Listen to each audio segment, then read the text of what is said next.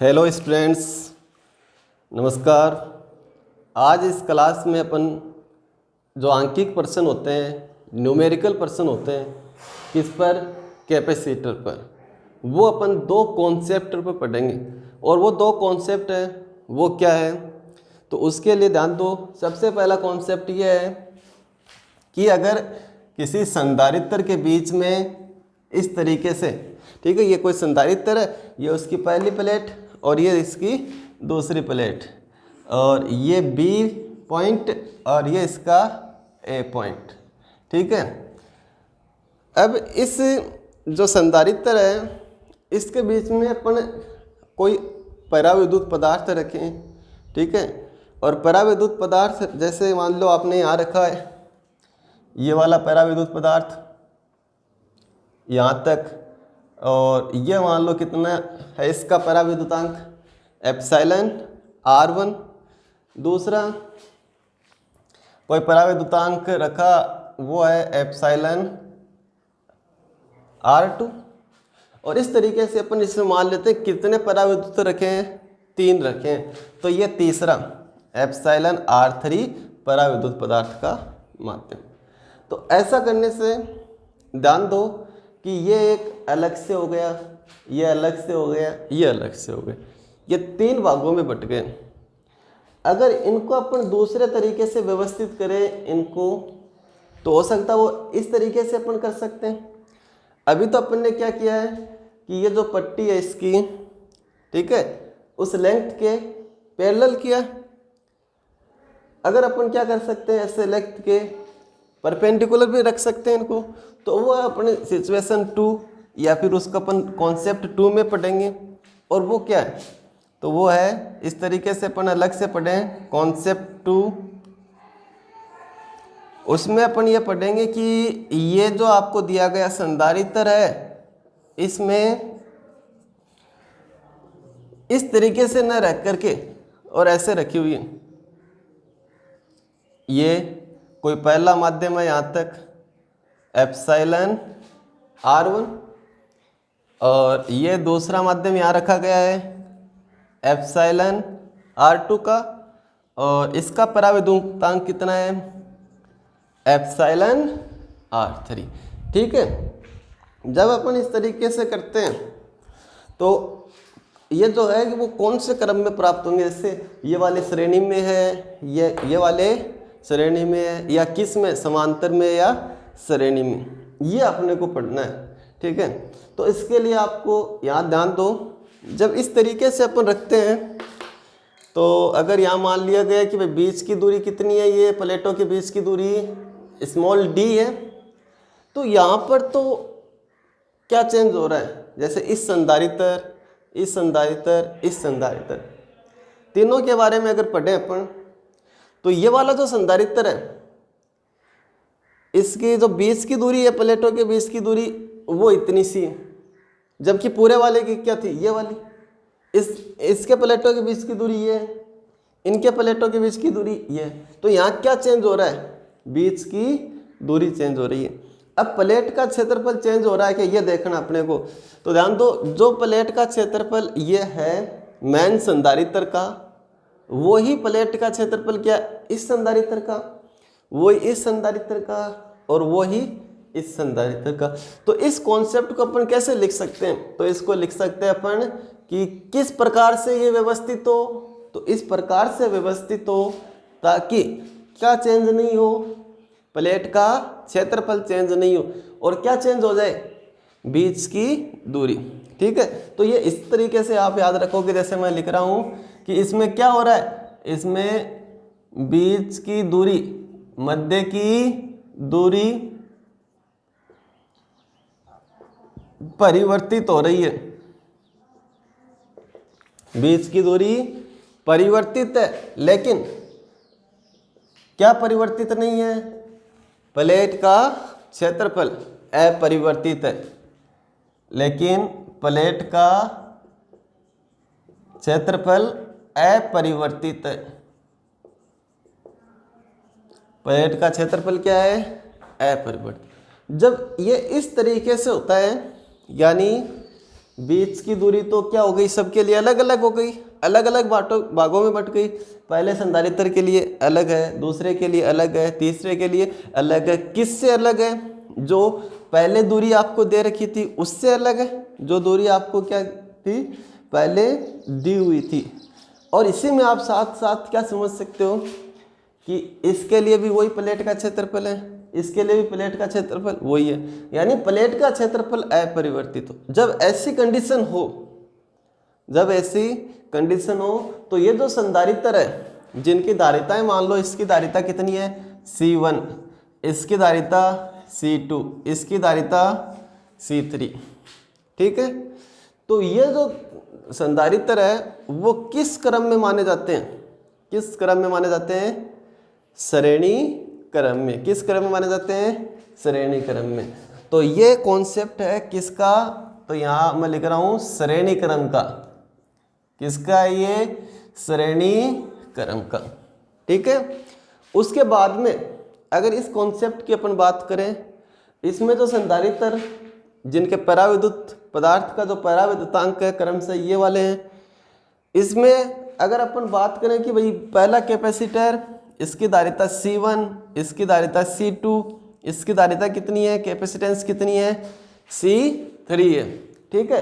तो इसमें क्या हो रहा है, इसमें जो बीच की दूरी है वो चेंज नहीं हो रही, बीच की दूरी है वो चेंज नहीं हो रही। देखो बीच की दूरी को कितना मान लिया, जैसे इसमें भी मान लो सेम, इसमें क्या है स्मॉल d है, तो इसमें भी क्या है स्मॉल d, यहाँ दर्शा रहा हूँ मैं इसको स्मॉल d, ठीक है।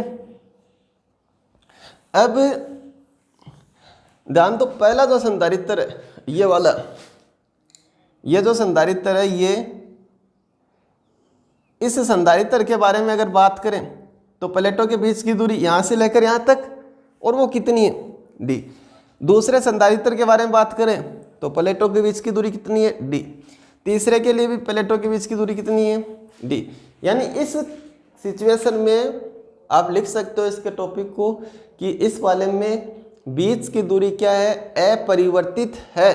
बट क्या परिवर्तित हो रहा है यहाँ पर प्लेट का क्षेत्रफल परिवर्तित हो रहा है। देखो इसमें प्लेट इतनी सी है, इसमें प्लेट इतनी सी है, इसमें प्लेट इतनी सी है।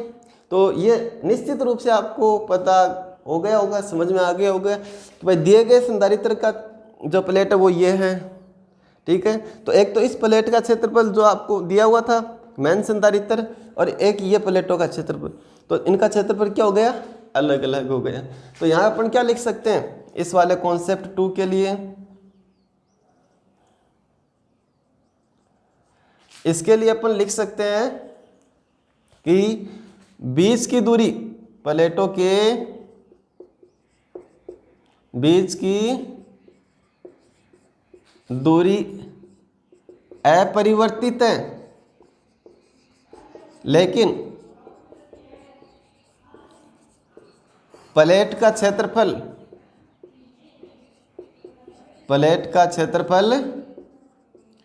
परिवर्तित है। जब ये वाली कंडीशन होती है ना, ये वाली कंडीशन, तो वो संधारित्र किस क्रम में माने जाते हैं, समांतर क्रम में। किस क्रम में, समांतर क्रम में। तो एक बार दोबारा से, एक तो सीधा सीधा आप याद रखोगे, सीधा सीधा याद रखोगे कि ये कोई संधारित्र है, इसमें ये तीन धारिताएं, संधारित्र C1, C2 और C3, ठीक है। तो ऐसे रखने पर, इस तरीके से रखने पर प्लेटों के बीच की दूरी क्या हो जाती है, परिवर्तित हो जाती है। इसके बीच की दूरी ये है, इसके बीच की दूरी ये है, इसके बीच की दूरी ये है, जबकि पूरी दूरी क्या है, ये वाली। प्लेट का क्षेत्रफल इसमें क्या है, समान। पहले संधारित्र की बात करें इस वाले की, तो प्लेट का क्षेत्रफल ये, इसकी बात करें तो इसमें भी प्लेट का क्षेत्रफल ये, तो सब में प्लेट का क्षेत्रफल क्या है, अपरिवर्तित है। तो अगर ये वाली कंडीशन होती है तो इन संधारित्रों को किस क्रम में माना जाता है, श्रेणी क्रम में। अगर ये वाली कंडीशन है, प्लेटों के बीच की दूरी अपरिवर्तित, देखो ये प्लेट पहले की, ये प्लेट पहले की, बीच की दूरी यही है जो मेन संधारित्र की है। ऐसे ही इसके लिए भी बीच की दूरी यहाँ से लेकर यहाँ तक और इस प्लेट से बने संधारित्र C3 वाले की इसके बीच की दूरी क्या है D। तो बीच की दूरी अपरिवर्तित है, लेकिन क्षेत्रफल क्या हो गया, इसका इतना सा, इसका इतना सा, इसका इतना सा, तब उनको अपन क्या है समान। तो एक तो ये कॉन्सेप्ट आप डायरेक्टली याद रखोगे कि अगर ऐसा होता है तो श्रेणी क्रम में मानते हैं, अगर ऐसा होता है तो समांतर है। अब अगर आपको नॉलेज के लिए कि श्रेणी में क्यों और समांतर में क्यों है, तो आप सीधा सीधा आपको दिख रहा है, थोड़ा सा ध्यान लगाओगे ना तो सीधा सीधा मालूम पड़ेगा आपको कि ये वाला श्रेणी में क्यों है। देखो पहला प्लेट ऐसे बने जो संधारित्र है ये वाला, ठीक है, ये इस A पॉइंट से जुड़ा हुआ है, A पॉइंट से, फिर उसके बाद में ये वाला जुड़ा हुआ है, उसके बाद में ये वाला जुड़ा हुआ है, तो ये क्या, इसके बाद में ये, इसके बाद में ये, तो वो कौन सा क्रम होता है, श्रेणी क्रम। तो इसको अपन ऐसे भी लिख सकते हैं इस तरीके से इसी को कि ये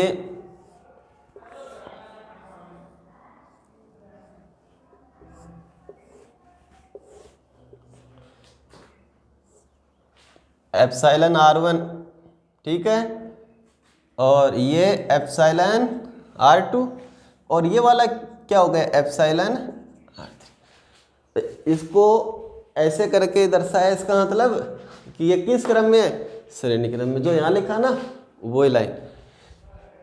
उसके बाद में आप देख सकते हो कि तो बीच की दूरी है, इसमें इतनी सी है, इसमें इतनी सी है, और इसमें इतनी। तो जो बीच की दूरी है वो मान लो यहीं पे कि इसके बीच की दूरी कितनी है T1, इनमें प्लेटों के बीच की दूरी कितनी है T2, इनमें प्लेटों के बीच की दूरी कितनी है T3, ठीक है। वो अपन यहाँ भी दर्शा सकते हैं, T1 यहाँ, T2 और यहाँ T3, ठीक है। अब आप ध्यान दो कि भाई ये जो मेन संधारित्र था, जो मेन संधारित्र था उसकी धारिता, उसकी धारिता का मतलब क्या हो गया, उसकी धारिता का मतलब हो गया इन तीनों संधारित्रों के श्रेणी क्रम की तुल्य धारिता। तो इसकी धारिता का मतलब, इस मेन संधारित्र की धारिता का मतलब इन तीनों संधारित्रों की धारिताओं का तुल्य धारिता, वो क्या होगी मेन संधारित्र की धारिता। तो आपने मान लिया कि माना,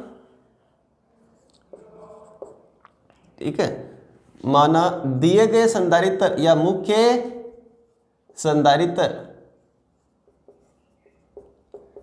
की धारिता क्या है C है, ठीक है। तो इसकी धारिता आप कैसे ज्ञात करोगे, इसकी धारिता आप ज्ञात करोगे 1/C बराबर 1/C1 plus 1/C2 plus 1/C3 से, क्योंकि श्रेणी क्रम में से ज्ञात करते हैं।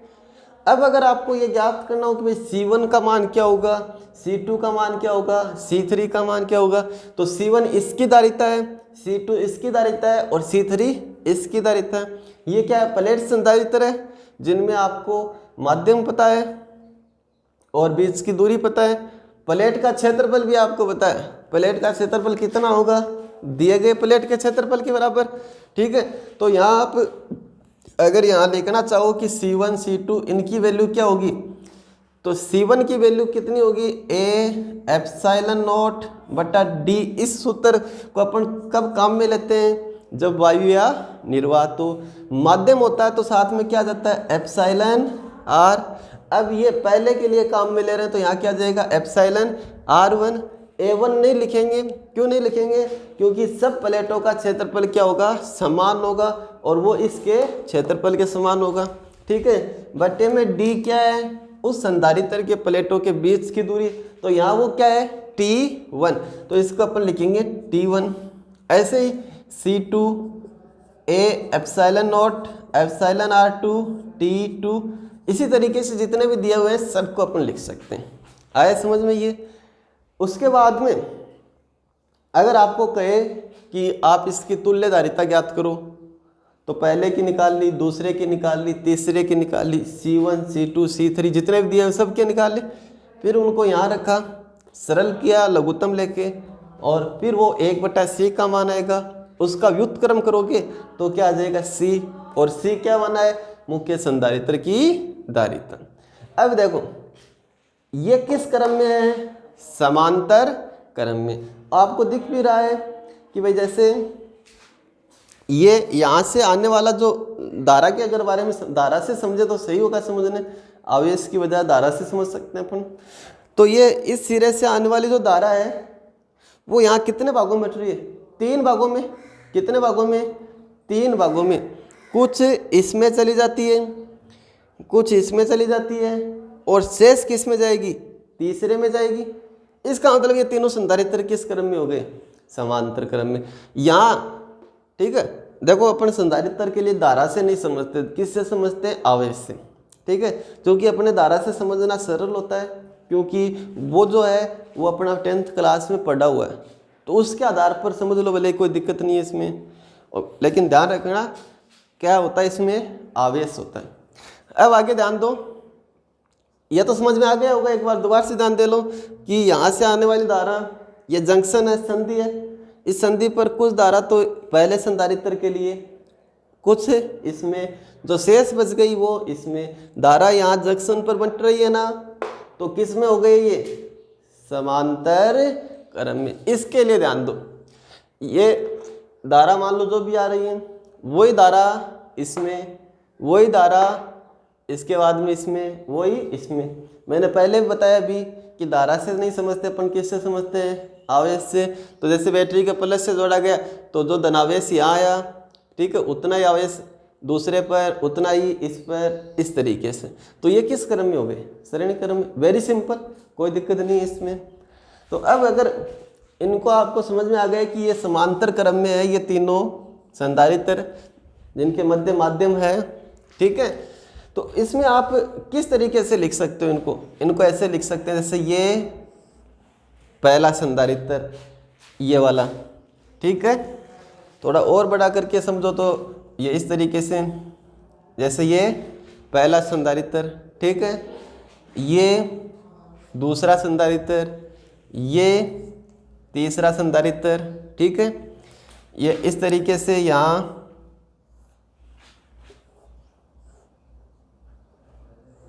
ये, ठीक है, ये पॉइंट ए और ये पॉइंट बी। आया समझ में, ये समझ में आ गया क्या ये। ऐसे तो ये यहाँ से अपने को नहीं देख रहे, यहाँ जंक्शन है ना, वो सही तरीके से नहीं पता चल रहा। ऐसे करते सही तरीके से पता चल गया कि इस जंक्शन पर कुछ आवेश इसके लिए, कुछ इसके लिए, शेष इसके लिए। ऐसा ही तो है ये, इसी प्रकार का नहीं है। इसका मतलब ये किस क्रम में है, समांतर क्रम में। तो यहाँ ध्यान दो, ये जैसे एप्सिलॉन R1 माध्यम है, यहाँ कितना क्या माध्यम है, एप्सिलॉन R2 का। यहाँ किसका माध्यम है, एप्सिलॉन R3 का। अब देखो इसमें बीच की दूरी क्या हो गई, यहाँ से लेकर यहाँ तक की ये वाली दूरी, तो ये दूरी कितनी रहेगी, d ही रहेगी। कितनी रहेगी इसके बीच की दूरी, d। तो सबके लिए कितनी होगी, d। लेकिन प्लेट का क्षेत्रफल a तो ये दिया हुआ आपको, तो पहले का A1 मान लो, दूसरे का A2, तीसरे का A3, ठीक है। तो अब इसमें ध्यान दो, अगर आप ये कहो कि भाई ये दोनों एक दूसरे के तुल्य है, एक दूसरे के तुल्य है, तो इसका मतलब जैसे यहाँ लिखा था ना, इसकी धारिता बराबर इसकी धारिता, लिखा था ना ये, वैसे इसकी धारिता बराबर इसकी धारिता। तो इसकी धारिता का मतलब ये इन तीनों के समांतर क्रम की धारिता। तो अब आप क्या लिख सकते हो, मुख्य संधारित्र की क्या मानी है धारिता, C। तो यहाँ से लिख सकते हो कि इसके लिए C बराबर C1 plus C2 plus C3। इस वाले सूत्र से अपन ज्ञात करेंगे। आए समझ में। अब इस सूत्र में आप जैसे वही C1 C2 C3 कैसे ज्ञात करोगे यहाँ पर, तो C1 क्या है, इस प्लेट संधारित्र की धारिता। तो प्लेट संधारित्र की धारिता क्या होती है, A एप्सिलॉन नॉट बटे D। माध्यम है तो क्या हो जाता है, एप्सिलॉन R1। पहले के लिए, तो पहले के लिए R1। अब देखो D, बीच की दूरी चेंज हो रही क्या, नहीं हो रही। वही काम में लेंगे जो मैन दे रखी है अपने को, तो D आएगा यहाँ पे, लेकिन A क्या हो जाएगा, चेंज हो जाएगा, A1। ऐसे ही आप इसमें C2 कैसे ज्ञात करोगे, A2 epsilon not epsilon R2 बटे dt, इस तरीके से। तो इसमें मेन चीज़ क्या है? मेन चीज़ दो बातों को ध्यान रखना है। एक तो यह ध्यान रखना है कि ये जो है ना, ये डेरिवेशन अपने को किस काम में लेनी है? न्यूमेरिकल के काम में लेनी है। किस काम में लेनी है? जैसे इस तरीके से कोई न्यूमेरिकल दे दिया, d का मान दे दिया, t1 का दे दिया, t2 का दे दिया, t3 का दे दिया, एप्साइलन R1 का दे दिया, एप्साइलन R2 का दे दिया, एप्साइलन R3 का।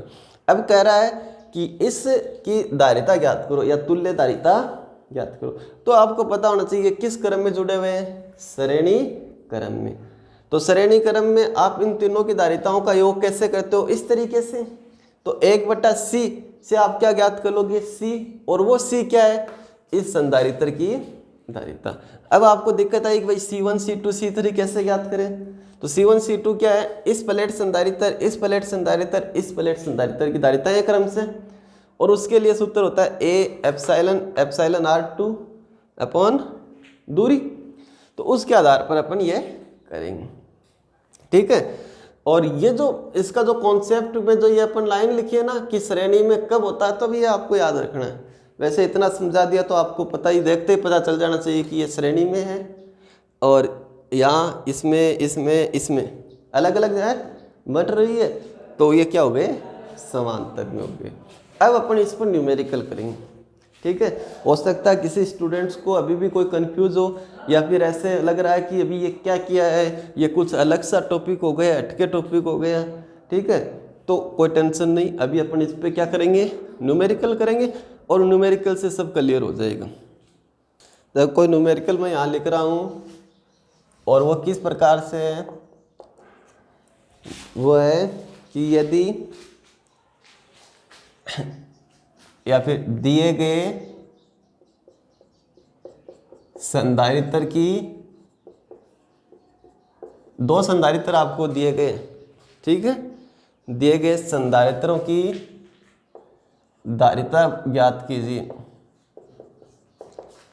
ये वाला आपको धारिता ज्ञात करके बतानी। दो क्वेश्चन है।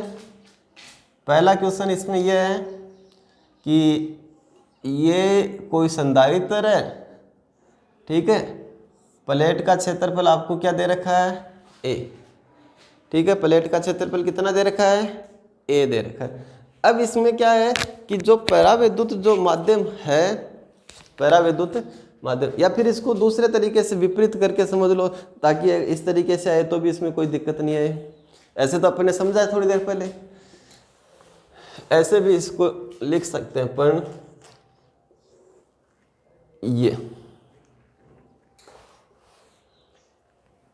ये पॉइंट A है और ये पॉइंट B है, ठीक है।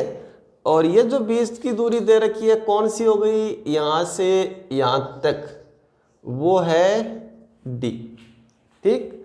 और प्लेट का क्षेत्रफल आप मान सकते हो कितना? A। उसके बाद में अब इसमें जो दो परावैद्युत माध्यम उपस्थित है वो किस प्रकार से उपस्थित है? तो एक तो इस तरीके से उपस्थित है, ठीक है,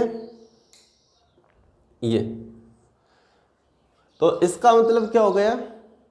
यहाँ क्वेश्चन में भी लिखा हुआ है, ये कितने भागों में बांट रहा है? बराबर 2 भागों में बांट रहा है। मतलब ये सेंटर लाइन है, और इस लाइन के इस साइड एप्सिलॉन R1 माध्यम, और इस साइड क्या है? एप्सिलॉन R2 माध्यम, ठीक है। और इस माध्यम को जैसे अपन अगर यहाँ दर्शाना चाहे तो इसको इस तरीके से दर्शा दो,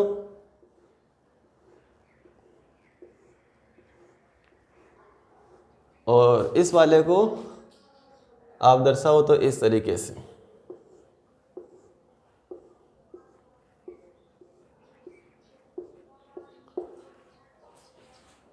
इस तरीके से ये दर्शाए हुए, ठीक है। अब देखो इसमें किस प्रकार से ये माध्यम उपस्थित है, तो आप पहले ये सोचो, खुद सोचो, श्रेणी में होंगे या समांतर में? ये किस क्रम में होंगे? ये किस क्रम में होंगे? ये दोनों समांतर क्रम में है। ठीक है, देखो इसमें कंफ्यूज होने की जरूरत नहीं है। थोड़ी देर पहले अपन ने ऐसे समझा था, इस तरीके से समझा था ना, ऐसे। ये वो वाली कंडीशन ही है, ये वो वाली ही कंडीशन है। देखो इसके लिए मैंने क्या बताया था, यहाँ जैसे धारा से समझो तो ये धारा, इसमें जैसे एक कैपेसिटर, दूसरा और तीसरा, तो कुछ इसमें चली जाती है, कुछ इसमें और शेष इसमें। धारा बट गई ना, किस क्रम में हो गए, समांतर। अभी यहाँ तो आपको ए और बी यहाँ दिए गए थे, लेकिन इसमें ए और बी कहाँ दिए गए, इसमें ए और बी यहाँ दे। तो यहाँ देख लो, यहाँ से आने वाली धारा इस जंक्शन पर कुछ इसमें चली जाएगी, शेष इसमें चली जाएगी। तो दोनों किस क्रम में हो गए, समांतर क्रम। देखते हैं, पता चल गया ये किस क्रम में है, समांतर क्रम में। ठीक है, या फिर अगर किसी को इस तरीके से नहीं समझ में आता हो तो आप देख सकते हो, जो मैंने कॉन्सेप्ट बताया था, क्या बताया था, यदि क्या चेंज हो रहा हो और क्या चेंज नहीं हो रहा हो, तो क्या चेंज होता हो, वहाँ पर प्लेट का क्षेत्रफल चेंज होता हो। जैसे यहाँ हो रहा ना, ये इसका ये और इसका ये, जबकि दिया कितना था, ये वाला। तो प्लेट क्षेत्रफल परिवर्तित होता है, तो वो किस क्रम में होते हैं, समांतर क्रम। यहाँ प्लेट का क्षेत्रफल परिवर्तित हो रहा है या नहीं हो रहा है। इस वाले संधारित्र के लिए, कौन से के लिए, ध्यान दो, जिसकी प्लेट एक ये प्लेट है और दूसरी प्लेट क्या है, ये वाली। ठीक है, तो इनके बीच की दूरी तो सेम रह गई, लेकिन परिवर्तित क्या हो गई, प्लेट परिवर्तित हो गई, यानी प्लेट का क्षेत्रफल परिवर्तित हो गया। तो उस तरीके से भी आप याद रख सकते हो दोनों चीज़ों से। वो कॉन्सेप्ट मैं यहाँ लिख रहा हूँ, समांतर क्रम में है। क्यों है, क्योंकि बीच की दूरी, मध्य की दूरी क्या है, अपरिवर्तित है, जबकि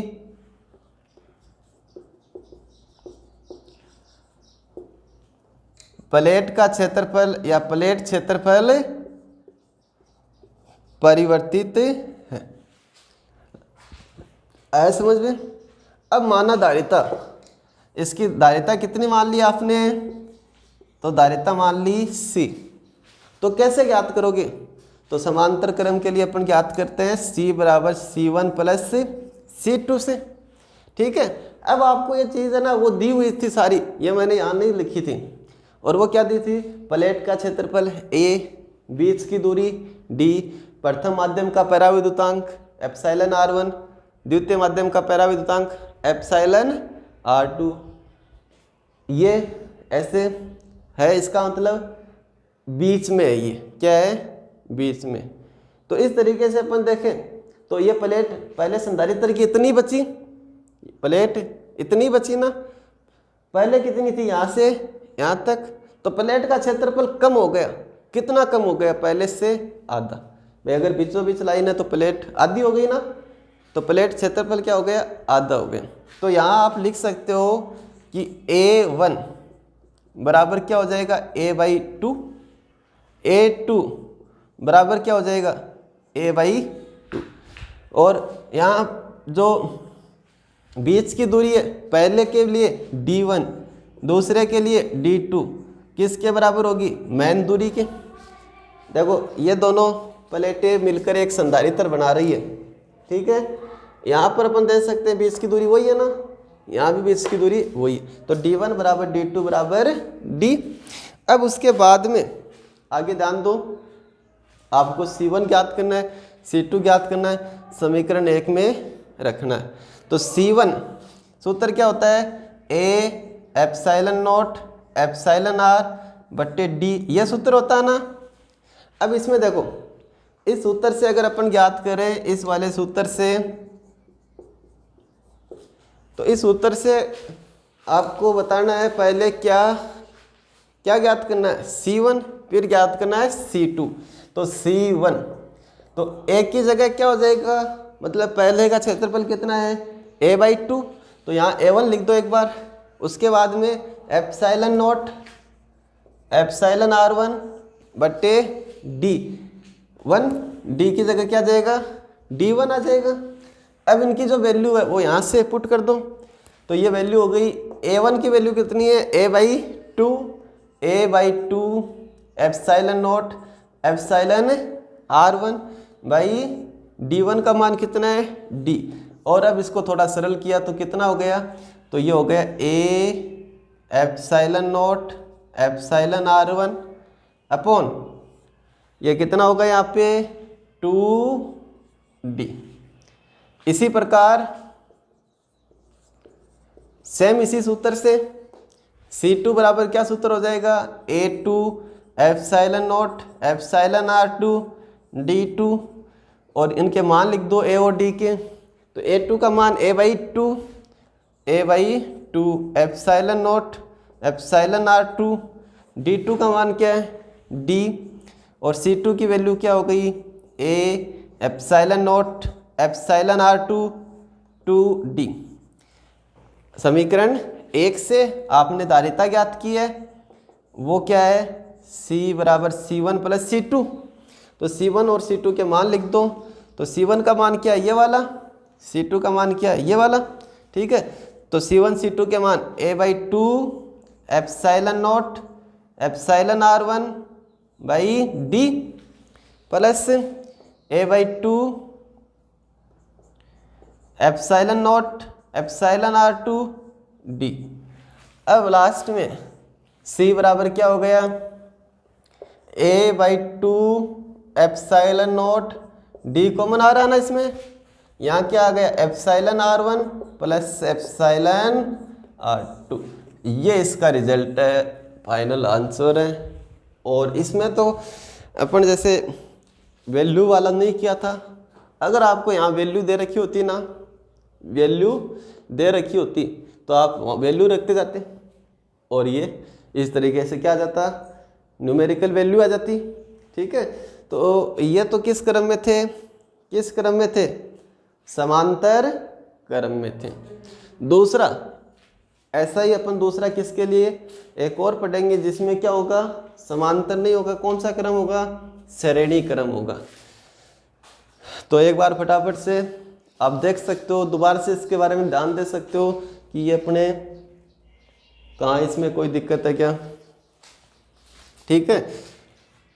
इसके बाद में, इस वाले के बाद में ये है, ठीक है। स्टार्टिंग जो भी है आपको पता ही है सबको।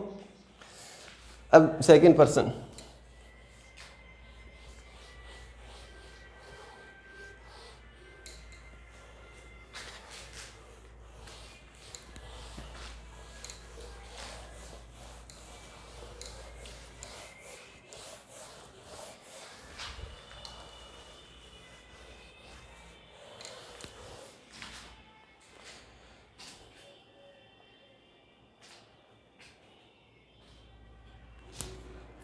जगह सेकंड में फिर से पर्सन तो वही है, जैसे ये कोई संधारित्र है, ये ए सिरा दिया हुआ है और ये सिरा बी दिया हुआ है, ठीक है। अब की बार पहले तो ऐसे दिया होता ना सेंटर से, अब की बार भी सेंटर से ही है, लेकिन वो इस तरीके से ये पर्सन में लिखा हुआ है कि भाई ये जो डिवाइडेशन है ना, ये बिल्कुल सेंटर से, मतलब ये आधा भाग और ये आधा भाग। और यहाँ जो माध्यम है वो एप्सिलॉन R1 है, यहाँ जो माध्यम है वो क्या है, एप्सिलॉन R2। उसके बाद में बीच की दूरी, आपको जो मेन दूरी थी वो कितनी दे रखी है, D, ये वाली, ठीक, बीच की दूरी D। अब देखो इसमें कौन सा क्रम है, ये श्रेणी क्रम। क्यों क्यों है श्रेणी क्रम, तो मैंने बताया था ना, जब इस तरीके से, ऐसे ही तो है ये, किस प्रकार से है ये वाला,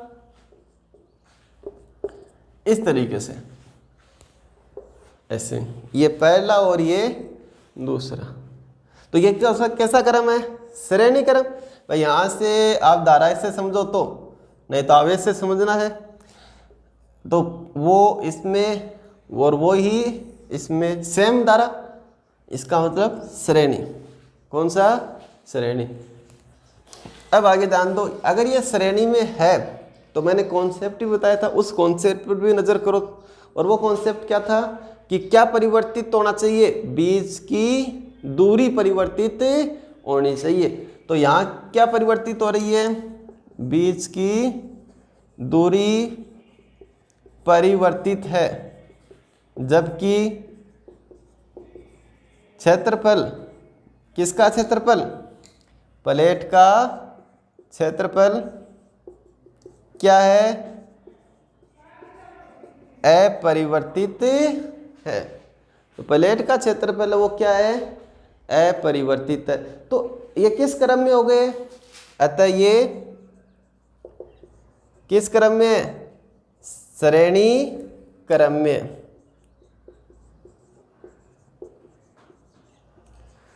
अतः ये किस क्रम में है, श्रेणी क्रम में। अब देखो श्रेणी क्रम के लिए सूत्र अपन लिखेंगे। तो मान लो इसकी, इस वाले की धारिता कितनी है C, और पहले की धारिता कितनी है C1, और जो दूसरा बन रहा है संधारित्र उसकी धारिता कितनी है C2। श्रेणी क्रम का सूत्र पता ही है क्या होता है, 1/C बराबर 1/C1 प्लस 1/C2। इस वाले सूत्र से अपन इसको करेंगे। माना धारिता कितनी है इसकी,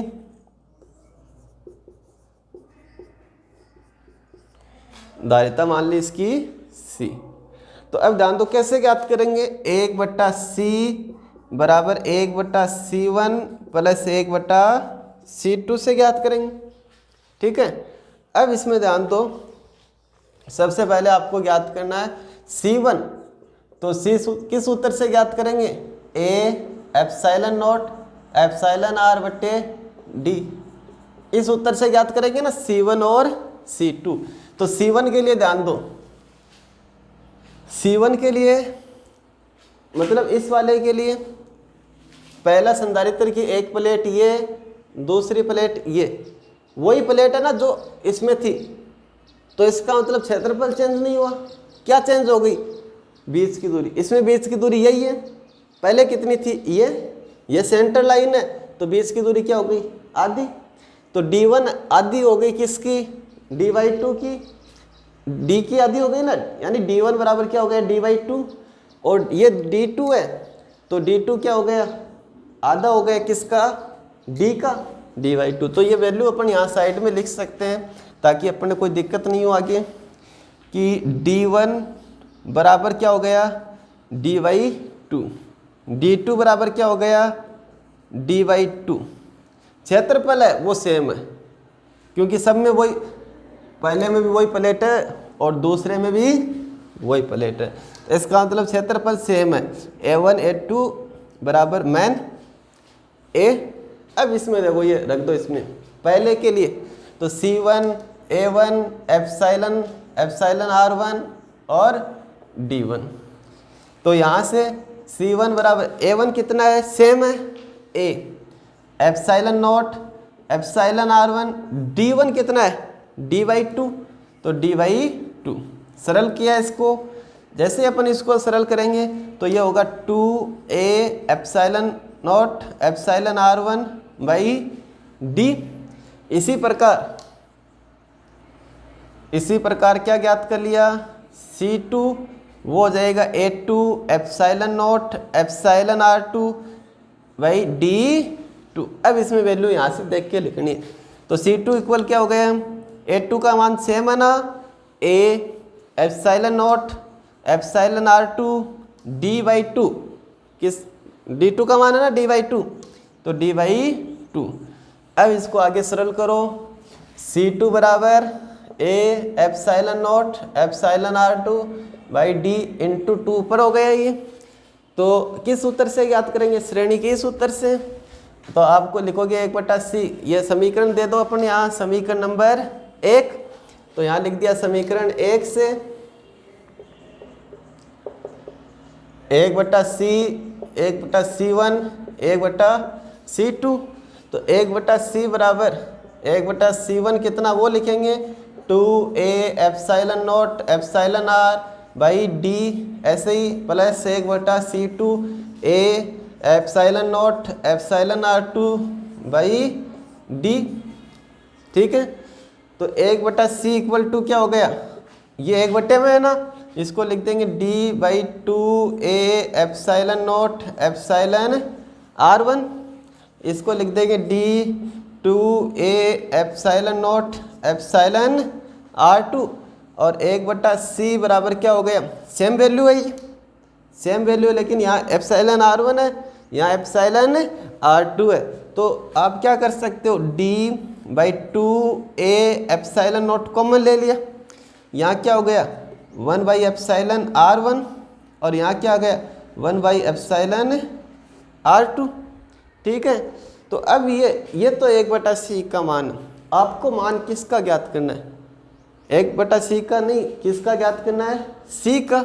वैधारिता क्या मानी है, C।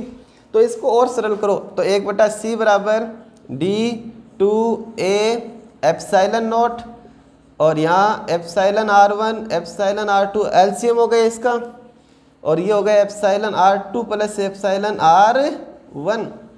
ये 1/C का मान है, तो C का मान कितना हो गया, इसका व्युत्क्रम होगा, और वो कैसा होगा 2A epsilon not 2A epsilon not बटे D, और यहाँ क्या आ जाएगा, इसका भी व्युत्क्रम, तो एप्सिलॉन R1 एप्सिलॉन R2 अंश में हो जाएगा, और epsilon R1 plus epsilon R2 ये R में हो जाएगा। तो ये वाला फॉर्मूला है। ठीक है, अब इसमें ध्यान दो, अगर आप सीधा सीधा फॉर्मूला अगर इसमें बनाना चाहो, सीधा सीधा क्या करना चाहो, फॉर्मूला बनाना चाहो कि भाई अपन इतना सारा न करें।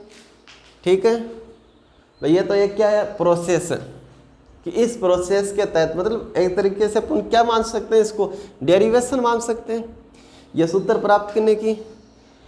तो ये जो फाइनल सूत्र है, अगर आप इसको डायरेक्टली अप्लाई करना चाहो तो किस प्रकार से अप्लाई करेंगे, किस प्रकार से इसको अप्लाई करेंगे।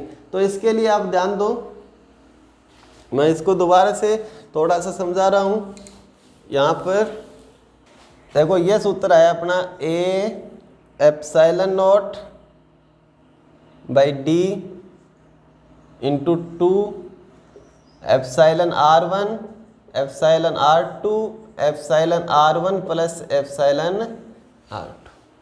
समझ में आया ना। तो अब इसमें देखो, ये अगर आप इसमें डायरेक्टली याद रखना चाहो ये सूत्र है, तो उस सूत्र को कहाँ काम में लोगे, तो उसको आप कहाँ काम में लोगे, तो इसके लिए आप लिखोगे कि भाई आपका जो क्वेश्चन है वो किस तरीके का होना चाहिए। आपका क्वेश्चन होना चाहिए कि कितने माध्यम हो, 2, कितने हो, 2। ठीक है, किस प्रकार से हो, इस प्रकार से होने का मतलब कौन सा क्रम है, श्रेणी क्रम। कौन सा क्रम है, श्रेणी क्रम। यहाँ 2 क्यों आया, ये यहाँ 2 इसलिए आया है कि ये इसको बराबर भागों में बांट रहा है। क्या कर रहा है, इसको बराबर भागों में बांट रहा है। ठीक है, तो ये सूत्र अपन तभी काम में लेंगे जब श्रेणी क्रम हो। भाई कब काम में लेंगे, जब इस प्रकार से क्या हो, श्रेणी क्रम हो। किस प्रकार से, तो ये आपको दिमाग में आ जाना चाहिए। ठीक है, जब इस प्रकार से श्रेणी क्रम हो, अर्थात बीच की दूरी जो है वो क्या हो रही है, बराबर बराबर भागों में बंट रही है, अर्थात मध्य की दूरी 2 समान भागों में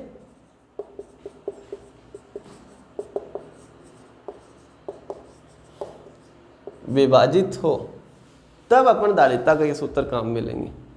तब धारिता का ये सूत्र देखो, आप याद भी रख सकते हो इसको डायरेक्टली। अगर अपन बात करें किस प्रकार से, क्या सूत्र होता है, A एप्सिलॉन नॉट बट्टे D कब होता है, वायु निर्वात पर, लेकिन अकेले संधारित्र की, इस तरीके से। समझ में आया ना। एक कोई माध्यम है तो यहाँ क्या आ जाता है, एप्सिलॉन R1, और उन माध्यम से क्या बन रहा है, कैपेसिटर बन रहा है। 2 माध्यम है और उनसे 2 अलग अलग क्या बन रहे हैं, कैपेसिटर बन रहे हैं। तब यहाँ क्या आ जाएगा, दूसरा माध्यम भी आएगा, और वो किस प्रकार से आएगा भाई, यहाँ किस प्रकार से आएगा, ऐसे, ठीक है। और ये 2 क्यों आया यहाँ पर, यह 2 इसलिए आया कि समान भागों में ये विभाजित हो रहे हैं, ठीक है। तो डायरेक्टली अगर याद रख सकते हो तो ये सूत्र याद रख सकते। उसके बाद में